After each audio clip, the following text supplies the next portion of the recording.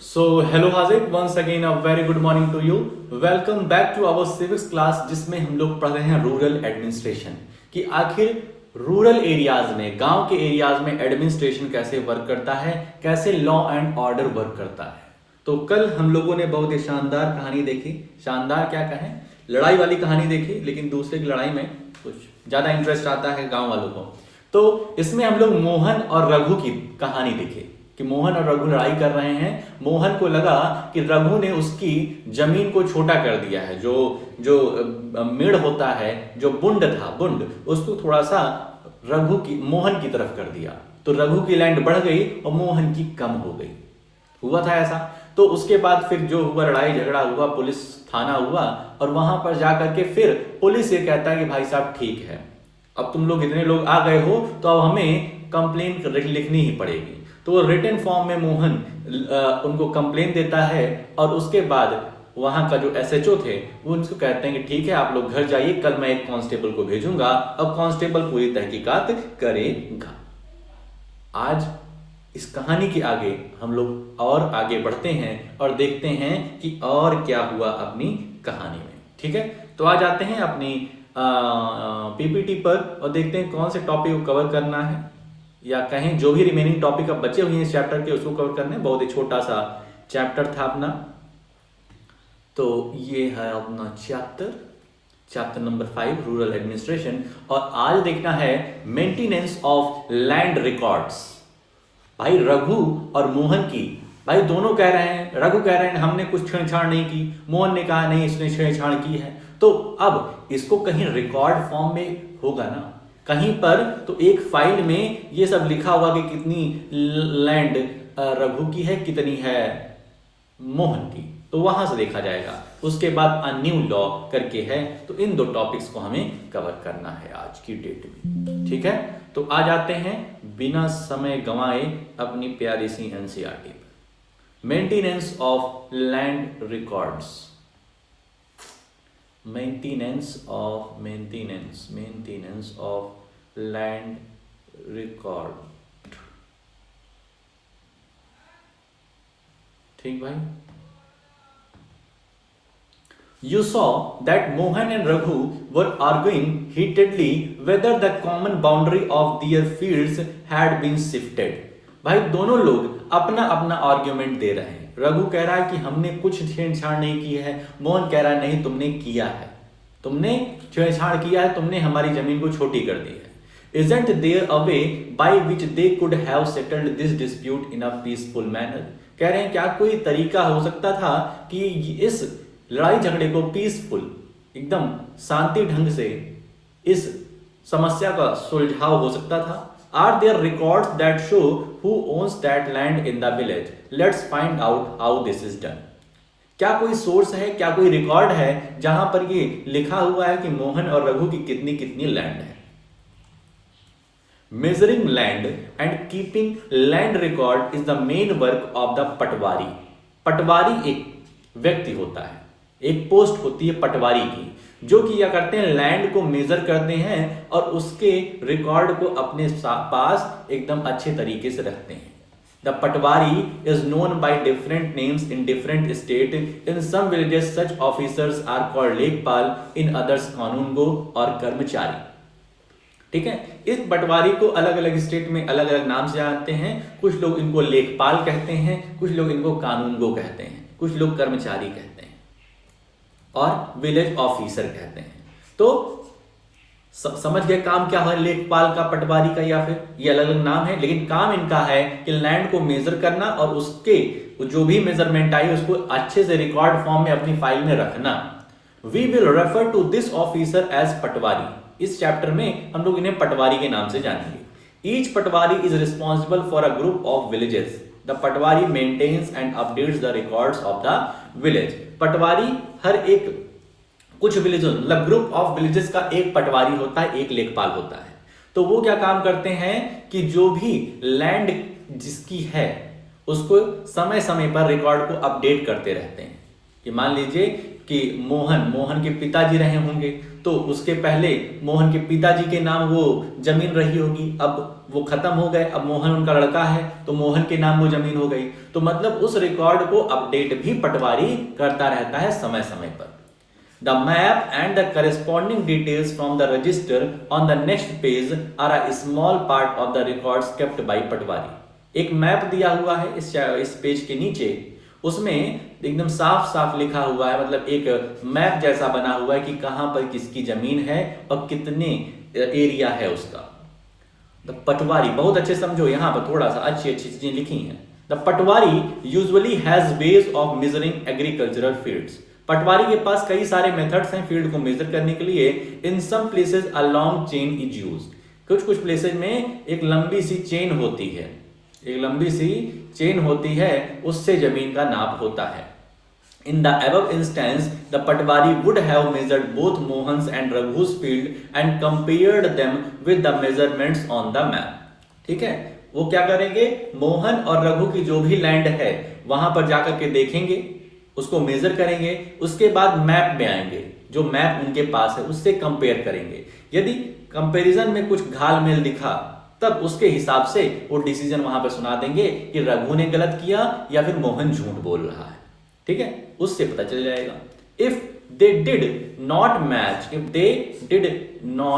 Match it would be clear that the boundary of the fields has been changed. अगर दोनों measurement नहीं मिली, map में जो measurement है और जो एक्चुअल मेजरमेंट है, अगर वो मेजरमेंट नहीं मिली तो इसका मतलब इसका मतलब है कि फील्ड में कुछ चेंज किया गया है। फाइंड आउट, इसको जरा पढ़ लेना। ठीक है, क्वेश्चन है, आंसर ढूंढने की कोशिश करना क्या क्या चीजें हैं। The patwari is also responsible for organising the collection of land revenue from the farmers and providing information to the government about the crops grown in this area. Patwari का एक काम यह भी होता है लैंड रेवेन्यू कलेक्ट करना, कहीं कहीं लैंड रेवेन्यू कलेक्ट किया जाता है और गवर्नमेंट को इंफॉर्मेशन देना कि मोहन कौन सा क्रॉप्स ग्रो कर रहा है, रघु कौन सा क्रॉप्स ग्रो कर रहा है, मतलब अलग अलग एरिया में कौन कौन से क्रॉप्स ग्रो हो रही हैं। ये काम होता है पटवारी का, गवर्नमेंट को बताए। This is done from the records that are kept and this is why it is important for the patwari to regularly update these. और ये सब वो बता पाता है अपने रिकॉर्ड से, ऐसा नहीं एक पूछता है जाकर के, ठीक है, कि फोन लगाया रघु को कि रघु बताओ, गवर्नमेंट को बताना है हमें, ऐसा नहीं। वो एक रिकॉर्ड बनाए रखता है कि अच्छा रघु इस सीजन में ये क्रॉप ग्रो करता है, मोहन ये करता है, ये करता है, तो इसको रेगुलरली अपडेट करता रहता है, गवर्नमेंट को बताता है। Farmers may change the crops grown on their fields और someone may dig a well somewhere. कभी कभी क्या होता है, फार्मर्स क्रॉप ग्रो करके नहीं, वहां पर अपने खेत में क्या कर लिए, एक कुआं खुदा दिए, एक वेल खुदा दिए, तो उसको भी फिर वो अपडेट करता है, जैसे यहां पर। और इसको कहते हैं खसरा, ठीक है, इसको कहते हैं खसरा। जो ये लेखपाल या फिर पटवारी अपने पास रिकॉर्ड रखते हैं, इसको कहते हैं, इसका नाम है खसरा। द खसरा record of the Patwari gives you the information regarding the map given below. It identifies which plot of land is owned by home. और इस खसरा से पता चल जाता है कि कौन सा प्लॉट किसके नाम है। Look at both the records and the map and answer the questions given below regarding Mohan and Raghu's land। कह रहे हैं देखो ये रिकॉर्ड है जिसको खसरा बोल रहे हैं और नीचे इसके मैप दिया हुआ है। दोनों को देखने के बाद कुछ क्वेश्चन नीचे दिए रहेंगे, उनको तुम्हें सॉल्व करना है।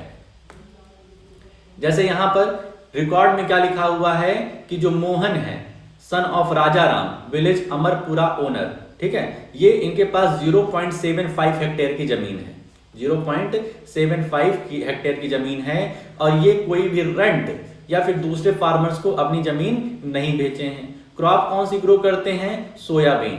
एरिया कितना है, 0.75 हेक्टेयर का, ठीक है, फैसिलिटी में और कुछ नहीं है। लेकिन बात करें रघु की, तो रघु के पास 3 हेक्टेयर है, इसके पास 0.75 है और रघु के पास 3 हेक्टेयर की जमीन है। और रघु किसके लड़के हैं, तो रतन लाल के, दोनों एक ही गांव के हैं। ये कौन सी क्रॉप्स ग्रो करते हैं, तो सोयाबीन है, वीट है, सोयाबीन है और वीट है। और इनके पास 2.75 हेक्टेयर की क्या है, पूरी की पूरी क्रॉप्स है जिसमें ये कल्टीवेशन करते हैं।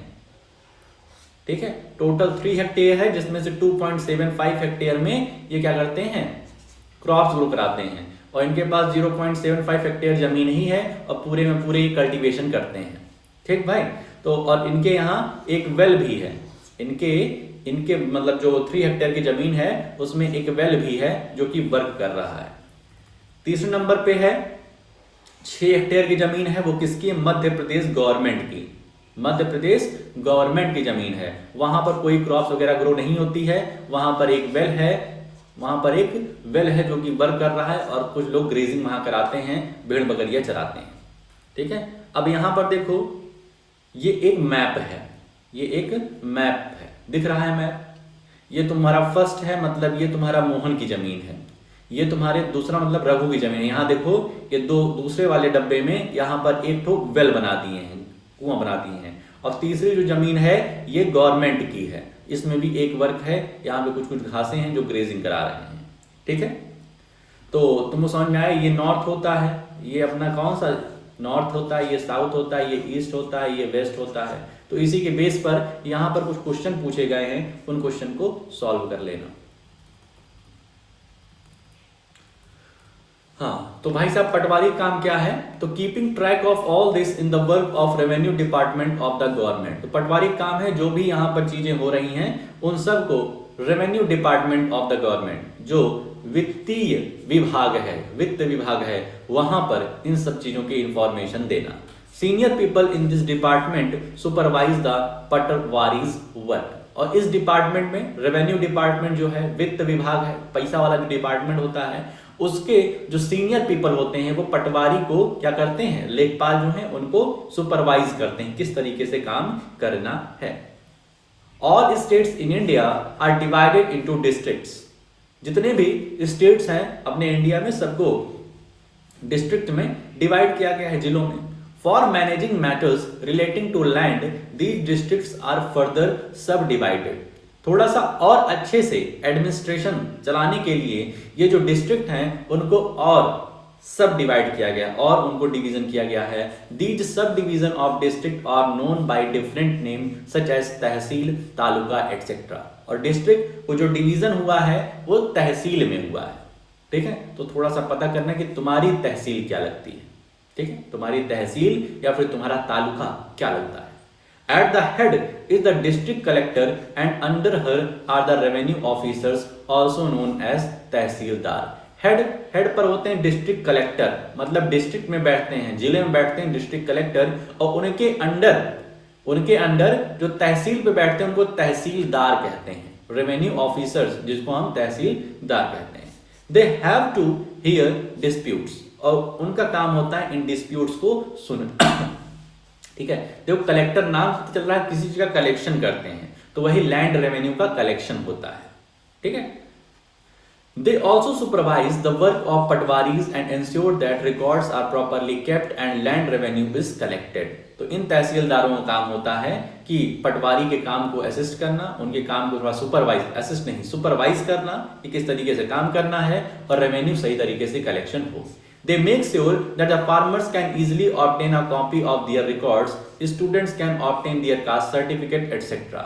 तो ये तहसीलदार जो होते हैं, ये इंश्योर करते हैं कि फार्मर्स को अपने जो फील्ड का रिकॉर्ड है उसकी एक कॉपी उनके पास भी हो, और जो स्टूडेंट्स हैं कुछ लोग कास्ट सर्टिफिकेट बनवाते हैं। ठीक है, जो जनरल वाले को तो कास्ट सर्टिफिकेट से कोई मतलब ही नहीं है, जो ओबीसीज होते हैं, अदर बैकवर्ड क्लासेस या एससी हो गया, एसटी हो गया, ये सब क्लासेस जो हैं ये अपना कास्ट सर्टिफिकेट बनाते हैं, तो इनको थोड़ा सा रिजर्वेशन मिल जाता है हर जगह। तो ये जो कास्ट सर्टिफिकेट बनाने का काम होता है ये भी हमारे कौन करते हैं, ये पटवारीज जो हैं ये करते हैं, और इनको सुपरवाइज करते हैं हमारे तहसीलदार, और तहसीलदार को सुपरवाइज करते हैं district collector. The tehsildar office is where land dispute are also heard. Tehsildar office कहाँ होता है, तो जहां पर लैंड डिस्प्यूट्स, जहां पर जमीनी विवाद का निपटारा होता है, तो वहां तहसीलदार ऑफिस, मतलब तहसीलदार ऑफिस में ही होता है सबका। ठीक है भाई, इसको पढ़ लेना। ये farmers often require a copy of their land record, ये क्यों होता है तो इसको रीड कर लेना भाई। अ डॉटर्स विश, अ डॉटर्स विश, एक यहाँ पर पोयम दी है, एक बिटिया है वो अपनी इच्छा बता रही है। Father inherited our house from his father, जो कह रही जो मेरे पिताजी हैं वो इस घर को अपने पिताजी से पाए हैं। जो ये घर है जिसमें हम लोग रह रहे हैं, ये घर, ये पिताजी जो हैं ये अपने पिताजी से पाए हैं। And everyone says he will leave it to brother, और सभी लोग कहते हैं कि इनके जाने के बाद ये घर इन भाई साहब का हो जाएगा। ठीक है, but what about me and my mother, ये कह रही है, इसमें से लड़की कौन है, यही है, ये लड़की कह रही है लेकिन हमारा और हमारी माता जी का क्या। To expect a share in my father's home is not very womanly I am told, हम अपने घर में, अपने पिताजी घर में एक शेयर चाहते हैं तो क्या ये गलत है। But I really want a place of my own, लेकिन मैं कोई फेमिनिज्म वाली महिला नहीं हूं कि मैं फेमिनिस्ट, मुझे पार्ट चाहिए, मैं ये सब कह रही हूं, लेकिन मुझे भी तो एक अपना घर चाहिए। Not dowry of silk and gold, हमें सिल्क की साड़ियां और गोल्ड ज्वेलरी नहीं चाहिए, मुझे क्या चाहिए, प्लेस ऑफ माई ओन, मुझे अपना एक प्लेस चाहिए। ये गर्ल की विश है। ठीक है, बड़ी खतरनाक विश है भाई साहब। ठीक है, तो इसी विश को ध्यान में रखते हुए आया एक new law, Hindu succession amendment act 2005। इस लॉ में क्या है, इस लॉ में इसी बिटिया के कहने पे लॉ लाया गया था। Often when we think of farmers who own land, we think of men. जब भी हम किसी लैंड के मालिक की बात करते हैं ना, मलकिन की बात नहीं होती है कि इस लैंड की मलकिन कौन है, हम कहते हैं इस लैंड का मालिक कौन है। फार्मर्स की बात आती है तो ये नहीं होता है, किसान आता है, किसान नाम से ये होता है कि हाँ कोई हट्टा कट्टा पहलवान लड़का होगा, लड़की नहीं होगी। Women are seen as people who work on the fields but not as people who own agricultural land. Women को देखा जाता है कि फील्ड में वर्क कर रही हैं, लेकिन कहो उनके नाम जमीन हो तो ऐसा बहुत ही कम देखने को मिलता है। Till recently, in some states, Hindu women did not get a share in the family's agricultural land. कह रहे हैं रिसेंटली में ऐसा देखा गया है, जो हिंदू वुमेन हैं वो अपने फैमिली में एग्रीकल्चरल लैंड जो है उसमें शेयर नहीं पाती थी। After the death of the father, his property was divided equally only among his sons. जो प्रॉपर्टी थी उसके पिताजी के, फादर के डेथ के बाद जितने भी लड़के होते थे उनमें उस प्रॉपर्टी का बंटवारा होता था, लड़कियों को नहीं मिलता था। Recently the law was changed, लेकिन अभी लॉ क्या हुआ है, कुछ चेंज हुआ है। In the new law, sons, daughters and their mothers in Hindu families can get an equal share in the land. लेकिन इस समय जो नया लॉ है वो ये है कि सन्स, डॉटर्स और उनकी मदर सभी को इक्वल हिस्सेदारी मिलेगी। The same law will apply to all states and union territories of the country. और ये सेम लॉ पूरे स्टेट्स, पूरी यूनियन टेरिटरीज जो अपनी कंट्री की है वो उसमें ये लागू होगा। ठीक भाई साहब, इसमें देखो एक चीज लिखा हुआ है, हिंदू फैमिलीज।